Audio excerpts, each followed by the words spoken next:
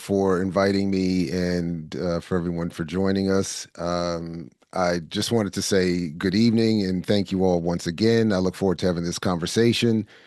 And I know we had talked about starting with some of the questions you all had generated over the last couple of weeks, which is, I think, a really good way to start for us to engage my own arguments. I just want to say very quickly that the point of not only my book, but most of the work that I'm involved in is an attempt to combine whatever experience and training I've had in these fields, these academic fields of Africana or Black studies and media or mass communication studies, and some experience in activism and in organizing communities, to try to identify some of the differences between what is said about what is happening in the world and what is actually happening in the world. And with that, I think, Gio, if you like, I think we can start with those questions and go from there. I think it's a really good way to start. I'm Ben, and I said I thought agency was about like having self-determination over the direction of your life and kind of not having artificial like economic barriers preventing you from pursuing what you want to pursue. Thank you, Ben. All right. Anybody else on Zoom? And then I kind of do want to hear one more youth perspective. If someone's feeling called to answer youth agency, what does that mean?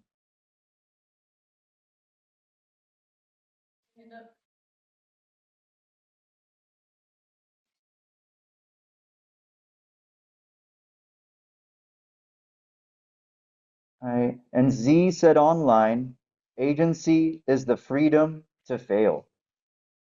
All right. Glad to see so many Z names in one meeting.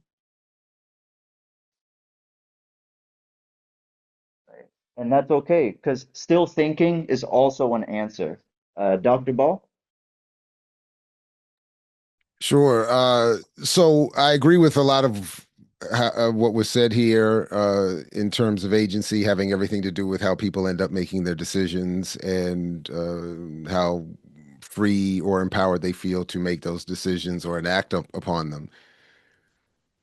I admit I always struggle in some of the academic or political use of the word because the term agency is often in more politically liberal spaces used as a way of suggesting that people have a power that they don't actually have. So in terms of my work, or my approach to this, so much of what those in power are concerned about. And again, I think I may have mentioned this last time, that with the recent passing of the legendary media scholar Michael Parenti and revisiting some of his work, one of the lines I keep coming back to that he said is that uh, when sometimes people are encouraged to feel like those in power don't care what the rest of us think, Parenti said, no, in fact, that's incorrect. What we think is all they care about, because what we think ultimately determines our behavior or how we would act upon or engage said agency. So, what so much effort is put into, and in fact, I point out all the time that the counterintelligence program that the FBI generated in the mid 60s to wipe out all manner of radical movements had its fifth tenet the goal of making sure Black youth in particular did not attach or connect themselves to the radical politics of that era. They wanted to make sure that my generation, who were born in the early 70s and others, would grow up not being connected to radical forms of Black power, socialism, Pan-Africanism, anti-colonialism, and so on and so forth, and that we would be raised in a very propagandized world, convinced that we had the agency to do anything we wanted and that there were no more structural barriers to any one of us improving our condition. And then that was used and still is in many ways an intellectual or psychological weapon to convince people that the poverty, the inequality that they're suffering is really their own fault because you have agency, you have the ability to do whatever you want, not realizing how much effort has gone into shaping that agency, often described as public opinion, uh, to limit what we think are our viable options and the things that we might want to do and change about the world. So, if I could leave it with one finer point on it, I think agency is like many other areas, like media, politics, etc. Agency is a battleground. It's a competitive space that people are struggling to manipulate, and so we have to be constantly aware of that and vigilant as we try to assess things. But um, there was something else that I wanted to. And maybe we can come back to this, but this is why that a part of my book and a lot of the work that I do, it talks about some of the evolution of the media environment that we have today, that a lot of us are not even aware, particularly like students that end up in my classrooms are often unaware of how we ended up getting here, that this digital media environment has not always existed. It has not it has not been a given that it would have the hold on us that it has, or play the role that it has, and is playing. So yeah, uh, that's something I think that needs to be considered as well. But the point is, agency is a contested space, and a lot of work goes into making sure that we don't access it in ways that are threatening to how the world works currently.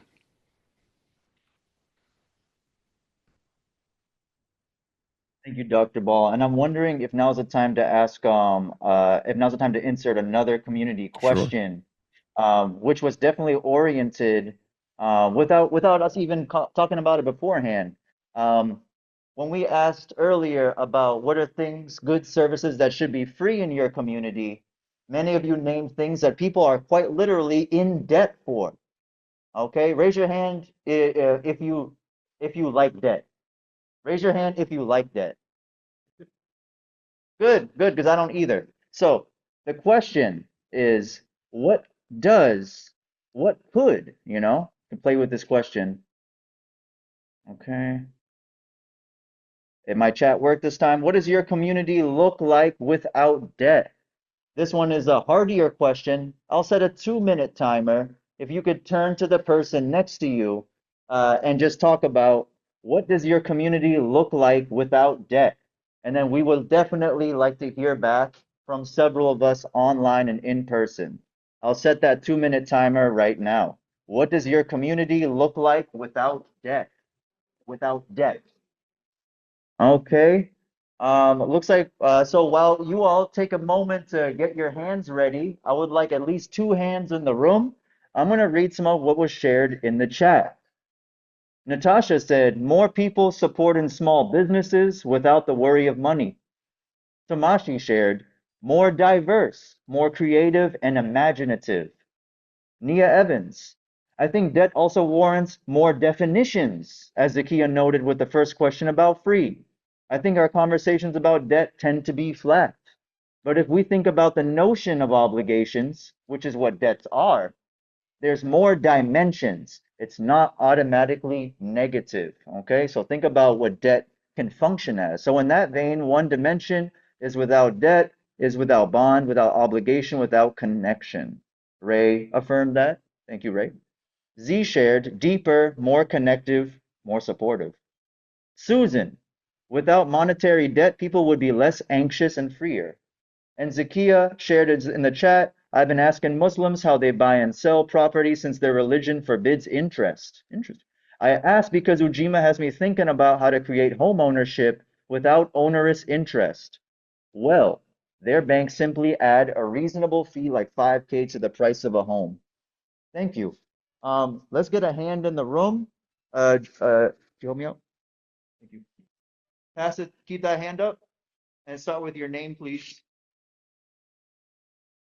My name is Domini, and I was talking to Gio about how I feel as so that people in my community, if they didn't have debt, they would genuinely be more happier and not be choosing these jobs that pay more with the chance of them hating it. Because I feel like a lot of people in my community kind of just settle for jobs that give them more money so they can pay off these debts and loans that they owe. And with that comes hating your job. And I feel like a lot of people would like their jobs more if it was for option and not because you just need more money. Thank you, Dami. And then we have one more handed person.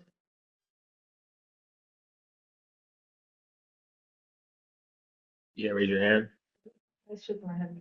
I'll share. Thank you, Paul. I'm kind of like opposite of this. I think having no debt would cause like people to be more carefree, but a lack of motivation, since like debt, like you could use it to like buy your future, and like knowing that you have something to pay off, will motivate you. But knowing that you don't need to do anything and you could just like get anything you want and there'd be no debt, that'll cause a lack of motivation. And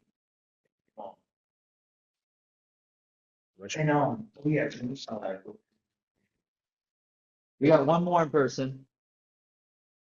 Hi, Ray, and I'm gonna bring my partner into this because I think we had a really robust conversation around that I think Nia was bringing up into the chat.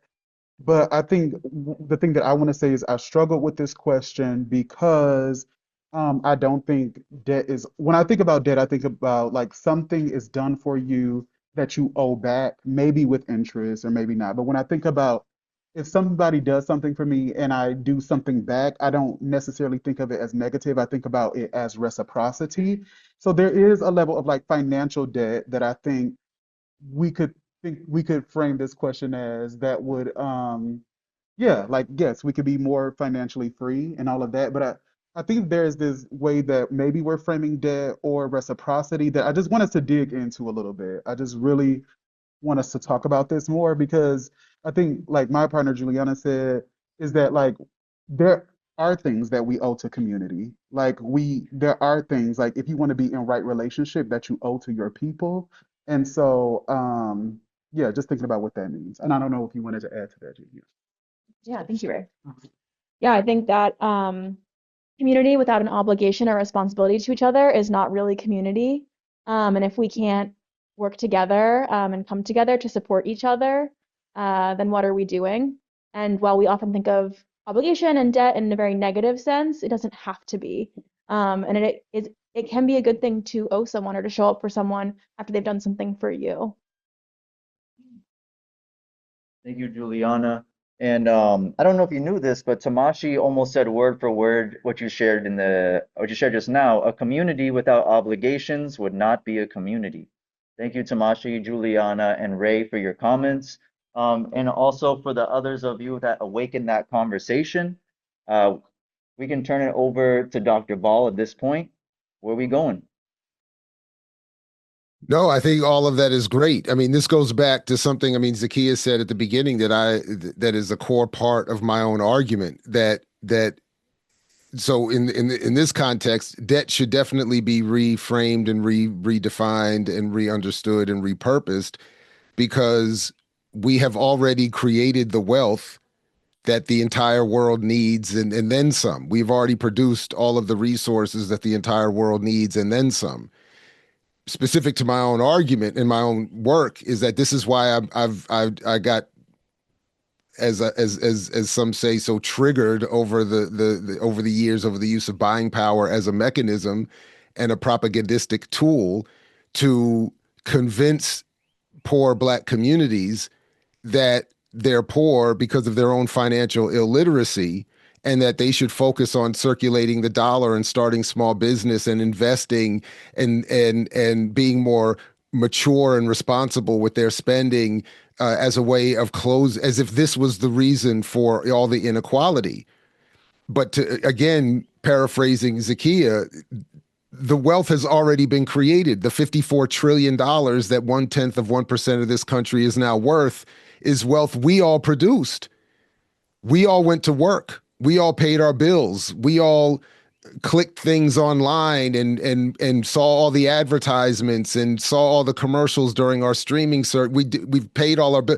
We paid for the $10 coffee. Like I keep saying it's in many ways, with all respect to this loving community space and group, it infuriates me how often we are being told that our personal behavior and choice and decisions are the reason for all this inequality, when it's all related to public policy. It's all related to a designed exploitation and theft of what we've all done. So instead of telling me, and then it is of course true, when my student debt got forgiven, it felt great. And a tremendous stress and weight was lifted off of my shoulders and the shoulders of my family. So if we just extend from that, how this would feel to everybody, especially people in conditions worse off than we are, it's obvious to see then that not only would it be great, this is why people have been talking for millennia about it, even for those who have various religious beliefs. Look into those traditions of the debt jubilee. We're supposed to be getting debt free on a regular basis across religious lines. It's not just Islam. It's all kinds of religious beliefs have a version of a debt jubilee. So part of my argument is that we are bombarded with so much propaganda to tell us that we are the cause of our own inequality, that and other forms of agency limiting arguments so that we don't raise certain questions. For instance, why don't we have a debt jubilee? Why don't we just cancel debt? Everything from credit cards to student loans to housing to everything. Just wipe the slate clean. Why not?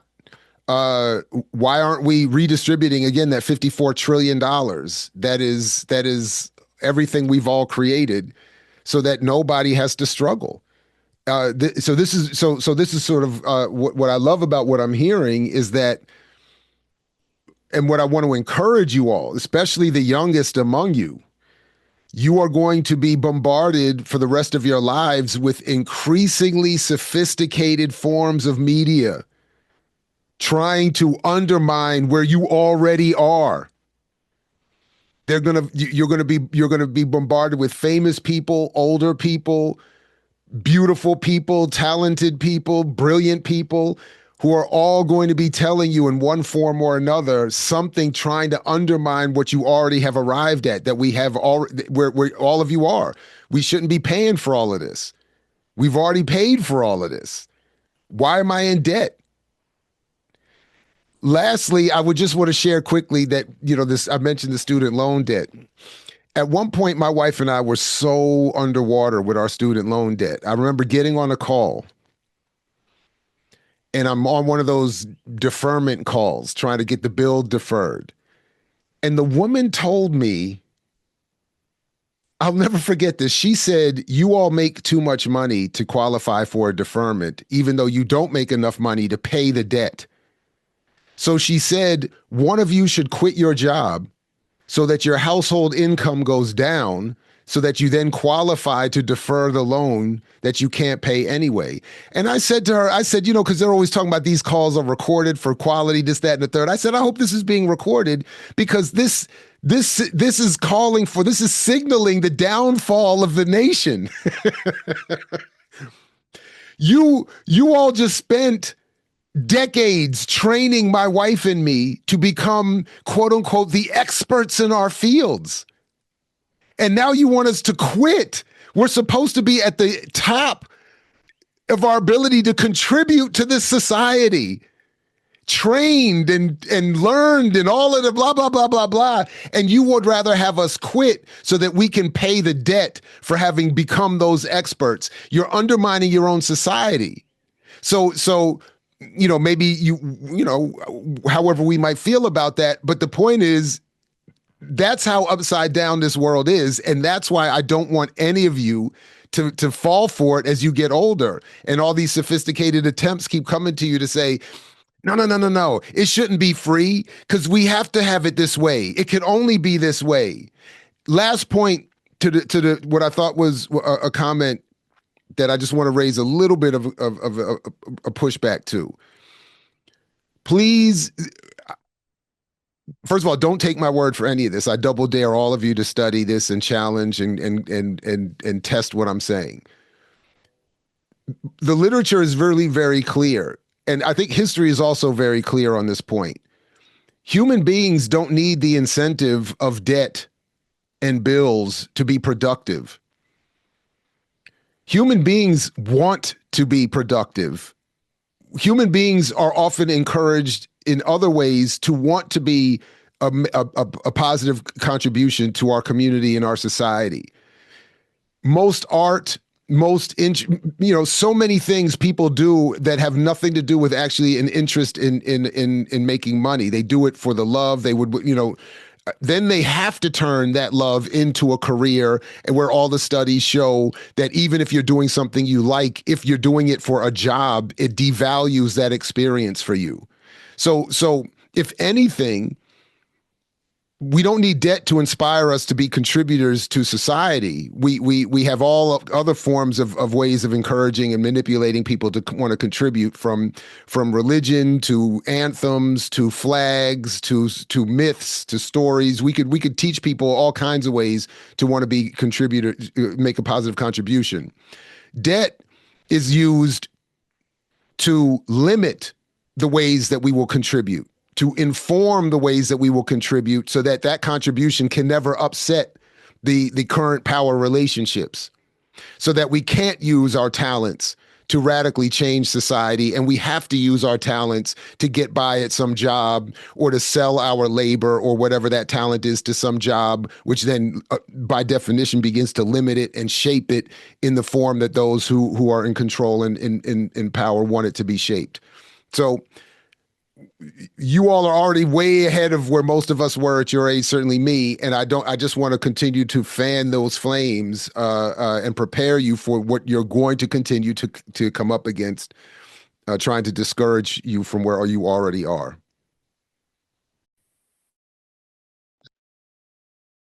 Right on, right on. We got some comments in the chat. Tamashi shared, Nia shared, as an aside, I appreciate this framing of education, not credentialing, but maximizing, for lack of a better word, contributions to society. Tamashi then shared, higher education at state colleges and city colleges used to be free. You guys know that? Used to be free or very inexpensive before the Higher Education Act of 1965. Write that down, write that down. Introducing student loan debt was a choice made to limit how many people like us would have access to higher education. An educated proletariat was undesirable. Tamashi followed up with, Martin Luther King Jr. wrote the text, all labor has dignity. Thank you, Nia and Tamashi. Dr. Ball, I wonder if this is the best time for the third question. I got a good nod. Let me just make sure my copy and paste is on point. Or Natasha, you got that? That would be even better. Thank you. And the question I'll ask out loud to everyone here, and we can get some extra time to do this. What role can youth play in building power and agency for the next generation? Okay. If you're not a young person, it would be the best time to demonstrate some youth and adult partnership. Okay. So turn to your neighbor for the next 3 minutes. Okay. Maybe it's a different neighbor. Maybe you're shopping down the street. What role can youth play in building power and agency for the next generation? I'll put a 3-minute timer. And for Zoom folks, you're welcome to speak out loud over the Zoom. It does not disturb us at all. You can also use the chat. Thank you. Say that again, Risa. I'm here with Risa, by the way. Hi. Hi, Risa. I said I almost want to flip the question, like what role can we play in empowering youth for the next generation? I can tell you the truth. How about the average age of the leadership of the Black Panther Party was what, 19 at its heyday? One of my sons had to remind me of that because I didn't want young people playing them in the movie, the first Black Panther movie.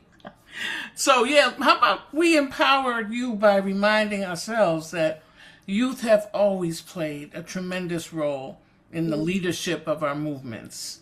Thank you. And here's the baton. Go.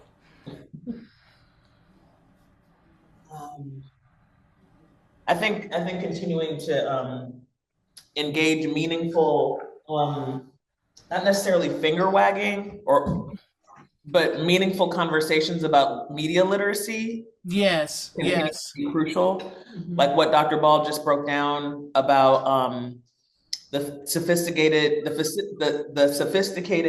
propagandizing of the notion that all of our economic woes are due to our own ineptitudes. That's a big one. Yeah, but like with device addiction, device dependency, and like a lot of people are going quietly into that good night of casually using Chat GBT, thinking it's fun to use an automated car. I have people in California where it's like really quite something. So like there are a lot of incentives. Oh, continuing to use Amazon and not like seeking a local business to patronize or a business to patronize directly. There are already all of these like muscle memory norms about giving in to the superstructure that now exists that Dr. Ball described, starting with the counterintelligence program. That's always been meant to separate us from the notion of our power as community, especially Black youth.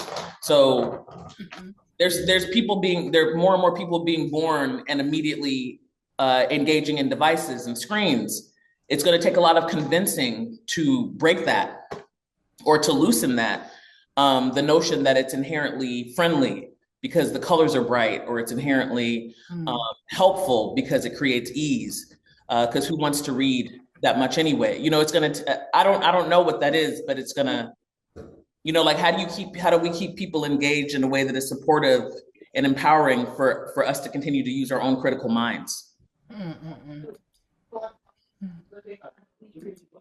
Now, who was that who just spoke? That was. Okay. That was Tamashi. Thank you. All right. So they're making their last comments in person. And I stepped into some amazing comments online already. We'll be bringing people together right now. But yeah, if you put yours in the chat or you want to speak out loud, we can definitely do that. All right, everybody in the room, the Zoom people concluded speaking. There was some time to finish up the last parts of your conversation, and there's infinitely more time to continue it well after this workshop. Can I get a few hands? 2 or 3 hands, 2 as a minimum, 3 even better, to talk about the answer to this question. 2 or 3 hands. We got Maya's hand first, and the next hand is excellent. All right. Where's Jamal? You help me out? And please lead with your name. Who's first? Well, happy your head. Okay. Hi everyone. Our group here, Eli, Dami, and myself, we talked about like setting the bar. Young people and their influence is very powerful. We talked specifically about the example of social media.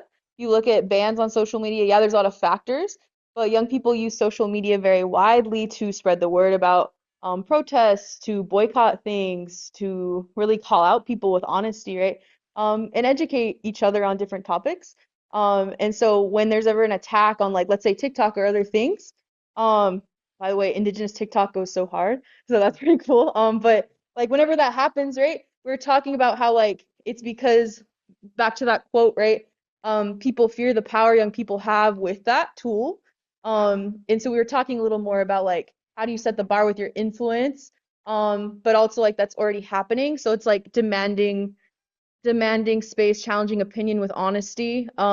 Because like you haven't had as many years to get bought out, essentially, like a sellout kind of vibe. Yeah. Thank you to my group, and you're being Hi, my name is Cassie, and my group um kind of just talked about how we should be protecting younger kids, and we were specifically talking about how we can't really, well, I specifically said we can't really talk to all of the youth and the younger generation. So we could just start by um, helping our younger siblings and protecting them so that we could later empower them, let them know what's right and wrong, what to stand for, what to not, well, not what to stand for, but what to put up with and what to not. We got another. Hello, my name is Sally. I had said in my group that we would first, well, me personally, I thought about this a lot. Well, we'll first start off with like starting, like basically who we're giving our power to and who we're letting decide make like what changes. And also I just thought about this just now. We need to make sure that we're educating our youth on and that they're learning the right things and they're not like I don't know how to explain it because like in school like they be changing stuff up like narratives and stuff. I feel like we need to educate our youth on what's actually going on, like these workshops that we're having right now. Like we need to be educated on what's right and what's wrong and not going by like what we hear or just because we think it's right. Snaps to you feel that? Also want to plug a shameless plug. Interruption is something we talked about. There's a youth jobs rally that's going on because they're cutting youth jobs funding in our state, and we will be at that next Wednesday. So I feel like it's a perfect example. Excellent, excellent. Youth Jobs Rally next Wednesday, Boston. We heard from 3 and more people in person. Would anyone like to speak out loud? I see a couple comments in the chat. I don't know if Susan, you wanted to say anything about your comment about youth often understand the power dynamics better than many adults. Did you want to say more about that, Susan?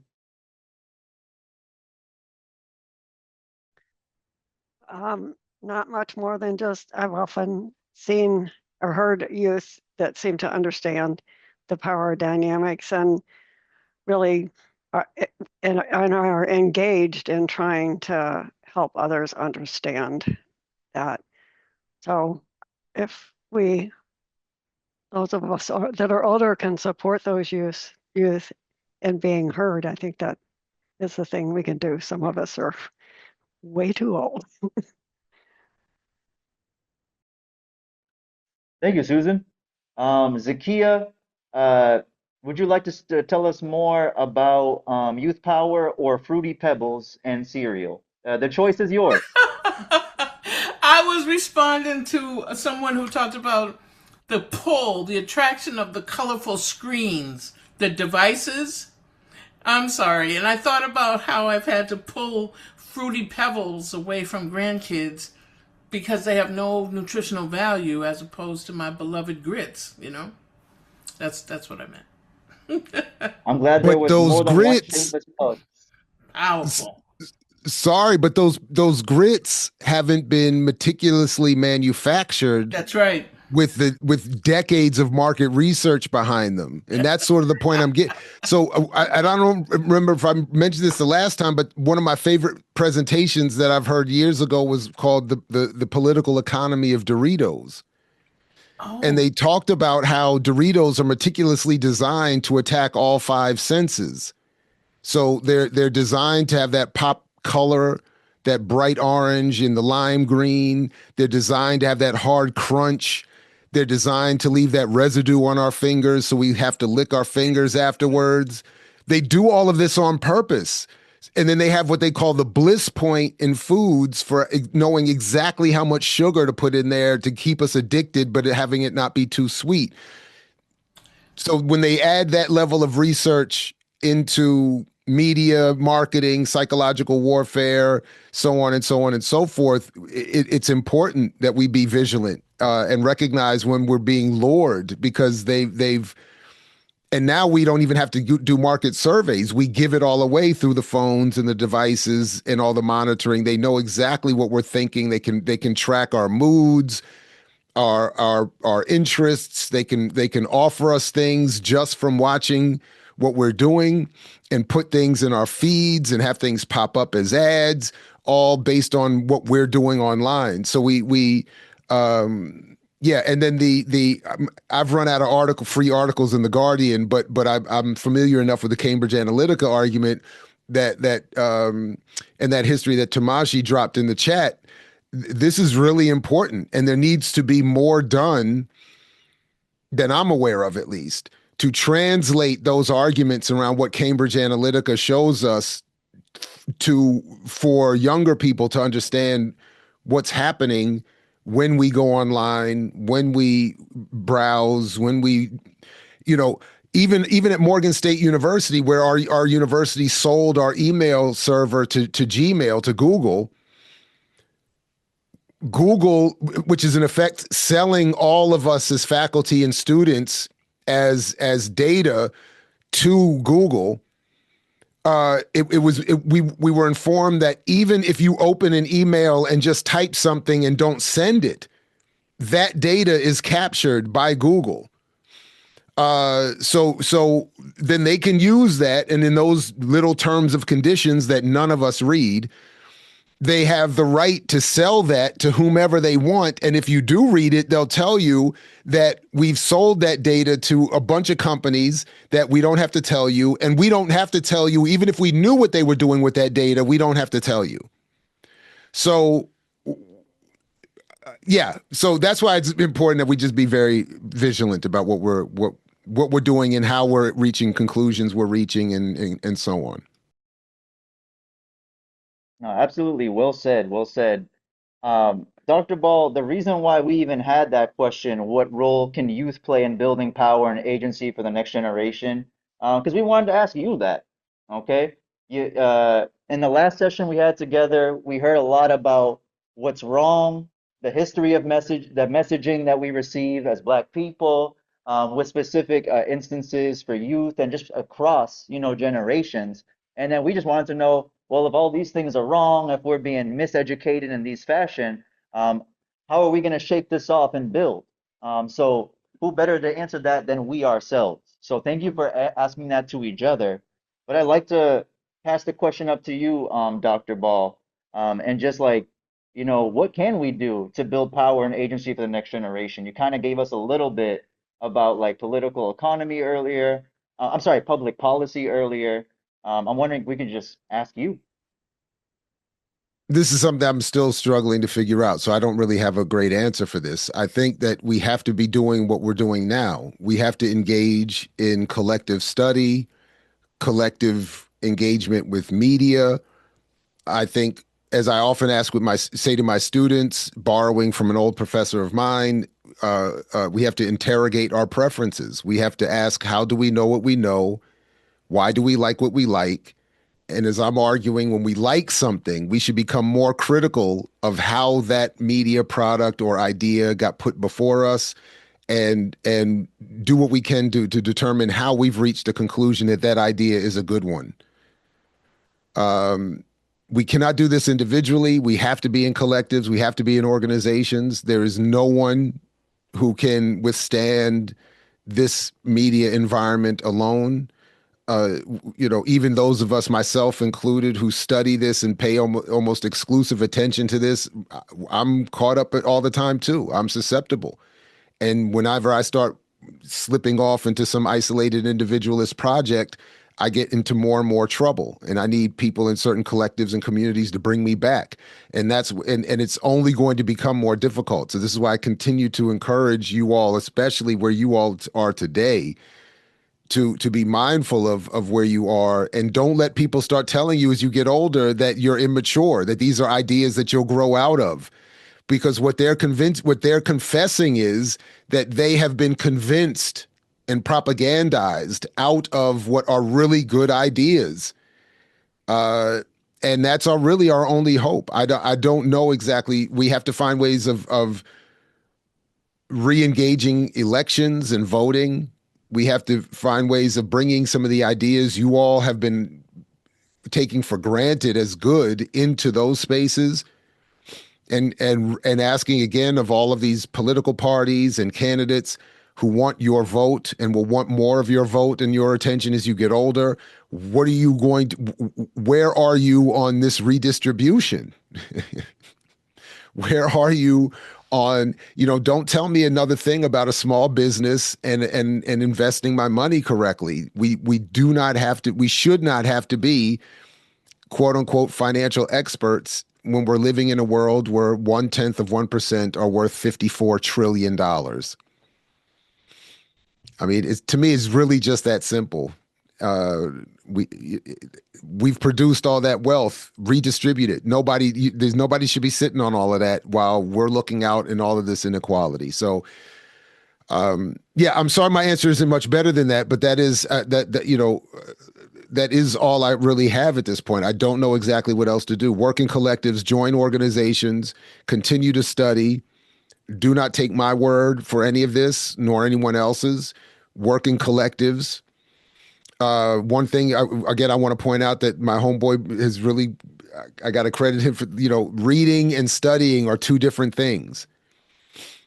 And as I revisit books now in my 50s that I read in my 20s, there's a huge gap. Reading a book when I was 20 years old just to say that I could say that I read it is not enough. And then you grow and your understanding changes and so on and so on. And so study groups are great. These collective kind of conversations are great.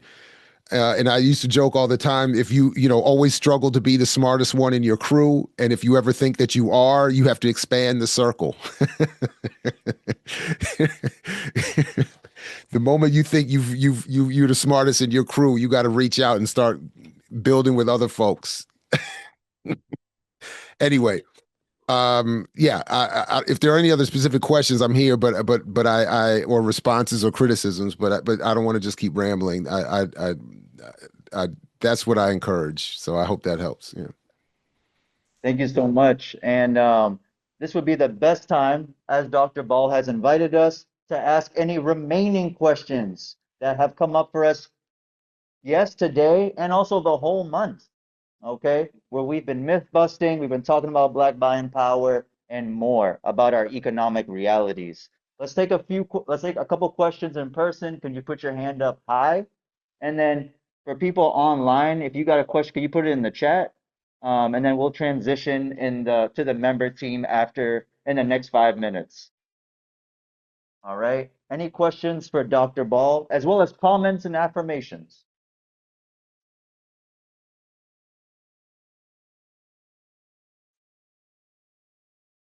Hey, what? Hey, Dr. Ball. I had a question like more related to like you've shared so much like context on your work, but can you tell us a little more about like maybe as a young person or what point in your life you like um came to be so involved in the work you are now, like what that journey maybe was like a little bit, like kind of those like if that was as a young person or like the motivations you had maybe as a young person materializing as you were older. I would love to hear more about that. Sure. Thanks. So I will say, forgive the plug if because my answer is going to be short. If you really want to hear more, I do overshare on my podcasts, and to my wife's chagrin sometimes. Um, but in general, to be perfectly honest, I was born into an oddly different political household. I was raised in a little bit of an oddly different situation. And then after I got into at the end of my high school career, got into some serious trouble and had to be corrected, unfortunately, in the military. It was in the Navy that I really did start to go through a more stereotypical political conversion.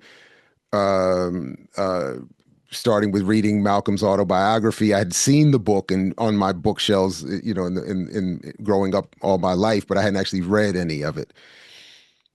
So I just started reading, and it started with Malcolm's autobiography. It went from there, and then by the time I came back from the Navy, I was pretty clear that I wanted to start finding some like-minded folks and finding the place that I wanted to.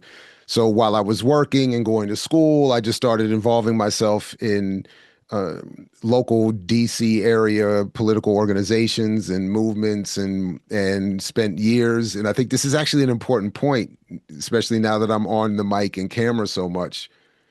I spent years quietly in the back of rooms watching presentations, lectures, building with people, reading, studying.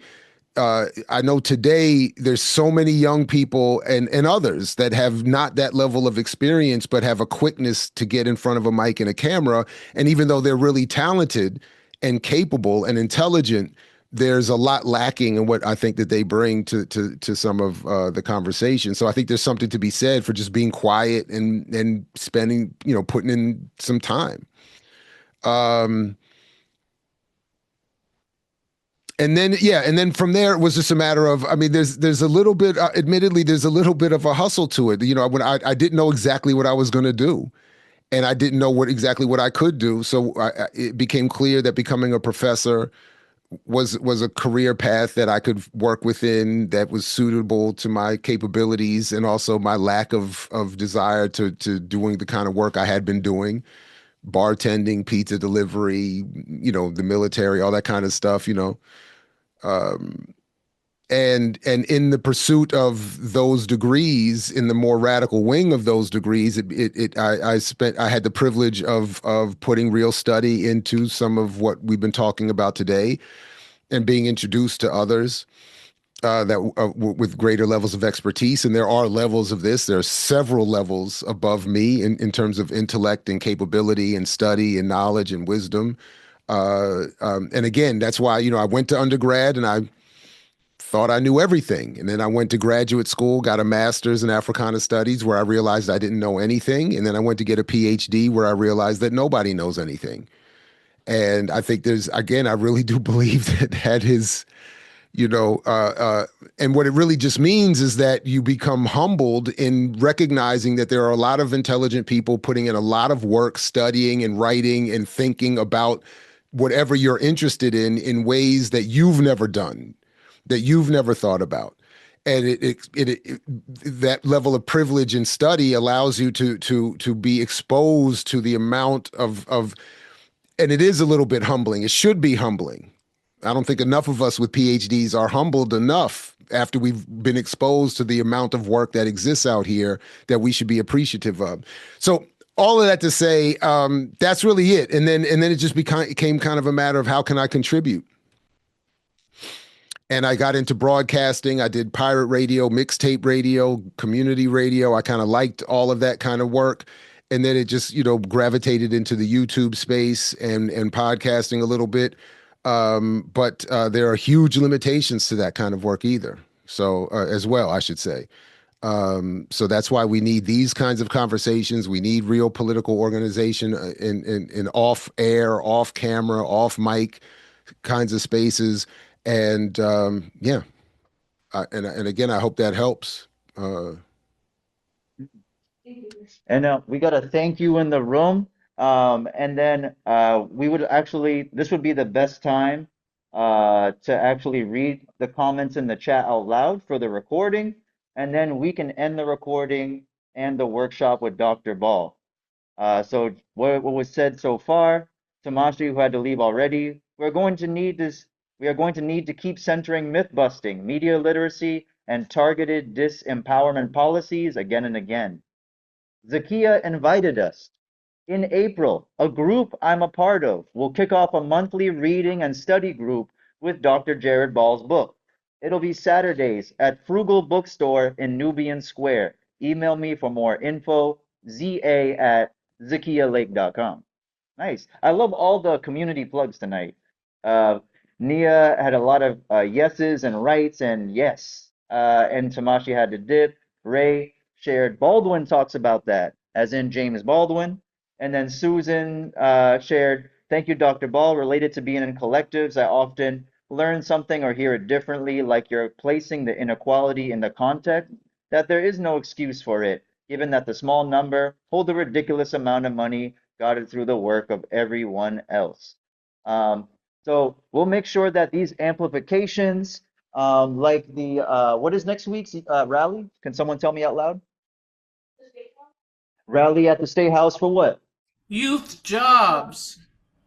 There you go. I needed us all to know what that was. So 3:30. We'll email each other about that, about the April kickoff for Dr. Jared Ball's book group over at Frugal Books. Thank you, Zakia. And stay in touch with both Teen Empowerment and Boston Ujima Project. We can end the recording at this time. Can we give it up for Dr. Ball and ourselves? Thank you all very much.